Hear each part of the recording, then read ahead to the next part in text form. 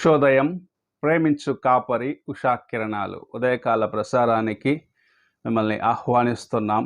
ప్రార్థన చేసుకుందాం. మహోన్నతుడు అయిన గొప్ప దేవ యేసయ్య, ఈ ఉదయకాల సమయానికై వందనములు చెల్లించుకుంటున్నాము. మమ్మల్ని ప్రేమించి మాకు మరి యొక్క దినమును నీవు అనుగ్రహించిన విధానాన్ని బట్టి వందనాలు చెల్లించుకుంటున్నాం. ఈ ఉదయకాల సమయంలో నీ వాక్యము చేత నాతో మాతో మాట్లాడము. నీ వాక్యమును అనుగ్రహించి మమ్మల్ని బలపరచుము. నీ కృప చేత మమ్మల్ని దేవా ఈ రీతిగా వాక్యమును ఇచ్చి నడిపిస్తున్న విధానాన్ని బట్టి స్తోత్రములు చెల్లించుకుంటున్నాం. ఈ ఉదయకాల సమయంలో ఈ కార్యక్రమం వీక్షిస్తున్న ప్రతి ఒక్కరికి ఆశీర్వాదకరముగా చేయమని యేసు పుణ్యనామమున అడిగి వేడుకుంటున్నాను పరమ తండ్రి, ఆమేన్. ఈ ఉదయకాలపు వాక్య భాగము పేతురు రాసిన 2వ పత్రిక 2వ అధ్యాయము మొదటి 3 వచనములను చదువుకుందాం. మరియు అబద్ధ ప్రవక్తలు ప్రజలలో ఉండిరి. అటువలనే మీలోను అబద్ధ బోధకులుందరు. వీరు తమను కొనిన ప్రభువును కూడా విసర్జించుచు తమకు తామే శీఘ్రముగా నాశనము కలుగజేసుకొనుచు నాశనకరమగు భిన్నాభిప్రాయములను రహస్యముగా బోధించుదురు. మరియు అనేకులు వారి పోకిరి చేష్టలను అనుసరించి నడుచురు. వీరిని బట్టి సత్యమార్గము దూషింపబడును. వారు అధిక లోబులై కల్పన వాక్యములు చెప్పుచు మీ వలన లాభము సంపాదించుకొందురు. వారికి పూర్వము నుండి విధింపబడిన తీర్పు ఆలస్యము చేయదు. వారి నాశనము కునికి నిద్రపోదు. మనము చదువుకున్న వాక్య భాగము పేతురు అబద్ధ బోధకులు లేకుంటే దొంగ బోధకుల గురించి హెచ్చరిస్తున్న కార్యమును మనకు సూచిస్తున్నది. దేవుని వాక్యమును ప్రకటించేదానికి అనేకులు వారు తమ ఇష్టానుసారముగా అబద్ధములను మాట్లాడుచు మోసగించు కార్యములను చేయొచ్చు, ఇతరులను మభ్యపెడుతూ దేవుని యొక్క వాక్యము తమకు ఇష్టం వచ్చిన రీతిగా మలచుకుండే జనులు ఉన్నారు. వారి దగ్గర మీరు జాగ్రత్తగా ఉండుడి అనే కార్యమును రాయటం మనం చూడగలము. ఈ ఉదయకాలమున మనము వింటున్న దేవుని వాక్యము ఎలాగున్నది? అది పరిశుద్ధ గ్రంథములో ఉన్న కార్యములకు సరిపోయినవా అని ఎన్నడైనా మనము ఎదుట ఉన్న వ్యక్తి మనకు చెప్పే వాక్యము, సేవకుడు చెప్పే మాటలు పరిశుద్ధ గ్రంథముతో సరిపోతున్నాయా అని పరీక్షించుకుంటున్నామా అని ఒక్కసారి ఆలోచించుకోవాలి. ఎందుకంటే అనేక సార్లు దేవుని సేవకుల రూపములోనే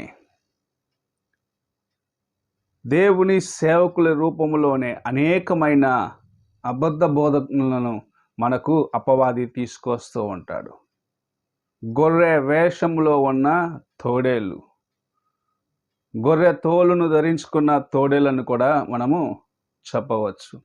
అందుకే మన ఆత్మీయ జీవితమును, నీ ఆత్మీయ జీవితమును నీవు కాపాడుకోవాలని ఆశించినట్లయితే నీవు వింటున్న వాక్యము దేవుని పరిశుద్ధ గ్రంథమునకు, బైబిల్లో ఉన్న వాక్యమునకు సరిపోయినదా అని తెలుసుకోవాలి.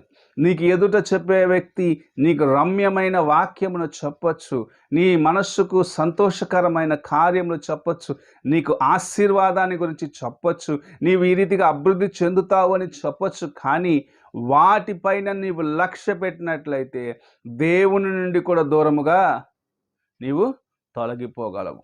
అయితే దేవుని యొక్క వాక్యము ఉన్నట్లుగా నీకు ప్రకటించే సేవకుడు నీకు ముందు ఉన్నట్లయితే, ఆ వాక్యము నీ హృదయంలో క్రియ చేసినట్లయితే అది నీకు ఆశీర్వాదకరంగా ఉంటుంది. అందుకే ఎవరు ఎలాంటి వాక్యము చెప్పుచున్నారని పరీక్షించుకోవాలి. నీ హృదయమునకు సంతోషకరమైన కార్యములను తెలియపరిచే వాక్యము కాదు. నీ హృదయములో ఉన్న వేదనను ఎరిగి, నీ యొక్క పాప స్థితిని ఎరిగి నిన్ను హెచ్చరించగలిగిన కార్యమును నీవు తెలుసుకొని, ఏదైతే నీ జీవితానికి మేలైనదో, నిత్యమైన సంతోషము నీకు ఇవ్వగలగదో అని ఎరిగి ఆ వాక్యమును నీకు ప్రకటించే సేవకుడు ఉన్న స్థలమున నీవు నీ యొక్క జీవితమును ఇంకను దేవునిలో స్థిరపరచుకోగలవనేది ప్రభువు నీ ముందు ఉంచుతున్న కార్యముగా ఉన్నది. చాలాసార్లు ఆశీర్వాదాల కొరకు పరిగెత్తుతూ ఉంటారు, స్వస్థతల కొరకు పరిగెత్తుతూ ఉంటారు. అక్కడ రక్షణ కార్యం ఉన్నదా లేదా అని జనులు తెలుసుకోలేకపోతున్నారు. అక్కడ దేవుని యొక్క విడుదల ఉన్నదా లేదా అని గ్రహించుకోకుండా పరిగెత్తి చివరికి ఏమీ లేని వారిగా ఒట్టి చేతులతో తిరిగి వస్తున్నారు. దేవుని యొక్క వాక్యమును కాని దాన్ని ఉన్నట్లుగా చెప్పిన వారి యొక్క మాటలు ఎంతగా నిన్ను మభ్యపెడుతున్నాయో అని ఒకసారి నీవు పరీక్షించి చూసుకో. ఎవరైనా దేవుని యొక్క వాక్యము కానిది నీతో ఇదే సత్యమును ప్రకటించినట్లయితే ఆ విషయంలో జాగ్రత్తగా ఉండవలసిన వ్యక్తిగా ఉన్నావు. నీ హృదయమును దేవుని సన్నిధిలో యథార్థముగా కాపాడుకోవాల్సిన వ్యక్తిగా ఉన్నావని దేవుని పరిశుద్ధ గ్రంథం నీతో హెచ్చరిస్తూ ఉన్నది. ఈ ఉదయకాల సమయంలో నీవు వింటున్న వాక్యము నీ హృదయములో ఉన్న పాపమును నీకు బయలుపరచగలిగినట్లయితే, నీ హృదయంలో ఉన్న పాపమును నీకు ఎత్తి చూపించగలిగినట్లయితే అది దేవుని నోట నుండి వచ్చిన వాక్యమని నువ్వు గ్రహించుకోవాలి. ఎవరైతే దేవుని యొక్క వాక్యము కాకుండా వేరే కార్యములను నీ ముందు ఉంచి దేవుని సన్నిధికి నిన్ను దూరము చేసేవారిగా ఉన్నారో వారికి నీవు దూరముగా ఉండమని దేవుని యొక్క వాక్యం హెచ్చరిస్తుంది. పరిశుద్ధ గ్రంథంలో మనము చూసినట్లయితే అహాబు యెహోషువపాతుని ఈ రీతిగానే మోసగించేదానికి ప్రయత్నించినాడు. 400 మంది అబద్ధ బోధకులు తీసుకొచ్చినాడు.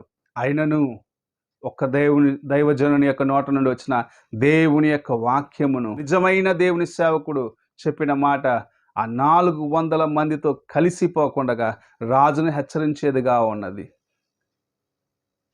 మనము ఈ రీతిగానే జీవించాలి. అందరూ చెప్పుచున్నారు కాదు, అందరూ ఆశీర్వచనములు పలుకుచున్నారని కాదు, కానీ ఎవరైతే నిజమైన వాక్యము నీ హృదయముకు కఠినమైనప్పటికీ నీ హృదయమును దేవుని వైపు తిప్పే వాక్యము చెప్పగలుగుచున్నారో ఆ వాక్యమును నీవు విన్నట్లయితే, ఆ వాక్యం నీ హృదయంలో నీవు దాచిపెట్టుకున్నట్లయితే, ఆ వాక్యము నీలో స్థిరముగా ఉన్నట్లయితే, ఆ రీతిగా నీవు నడుచుకునేదానికి ప్రయత్నించినట్లయితే దేవుని కృపను నీవు సంపూర్ణముగా పొందుకొనగలవు. దేవుని యొక్క వాక్యంలో ఉన్న సత్యమును సంపూర్ణముగా పొందుకొనగలవు. ఆయనలో ఎదగగలవు, ఆయనలో స్థిరపడగలవని దేవుని యొక్క వాక్యం సెలవిస్తున్నది. ఈ ఉదయకాల సమయంలో నీ హృదయ పరిస్థితి ఏమిటి? ఎవరు చెప్పిన మాటలు వింటున్నావు?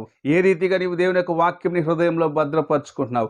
ఎదుట వాని యొక్క మాటలు అన్నిటిని విశ్వసిస్తున్నావా, లేక పరిశుద్ధ గ్రంథమునకు అది సరిపోయినదిగా ఉన్నదని ఎరిగి నీ హృదయంలో భద్రపరుచుకుంటున్నావా? ఒక్కసారి నిన్ను నీవు పరీక్షించుకో. ప్రార్థన చేసుకుందాం. మహోన్నతుడైన గొప్ప దేవా యేసయ్యా, ఈ ఉదయకాల సమయంలో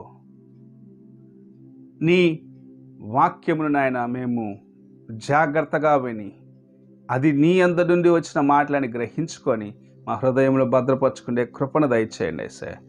దేవా, ఆశీర్వచనములు స్వస్థతల వైపు పరిగెత్తి నీ కృపను పోగొట్టుకొనకుండా నిజమైన రక్షణ వాక్యమును మేము ఎరిగి నీలో స్థిరపడే కృపను మాకు అనుగ్రహించమని, నీవే నీ చేతనైనా మేము నడిపించబడ్డ వారిగా ఉండేదానికి సహాయము చేయమని యేసు పుణ్యనామమున అడిగి వేడుకుంటున్నాను పరమ తండ్రి. ఆమేన్.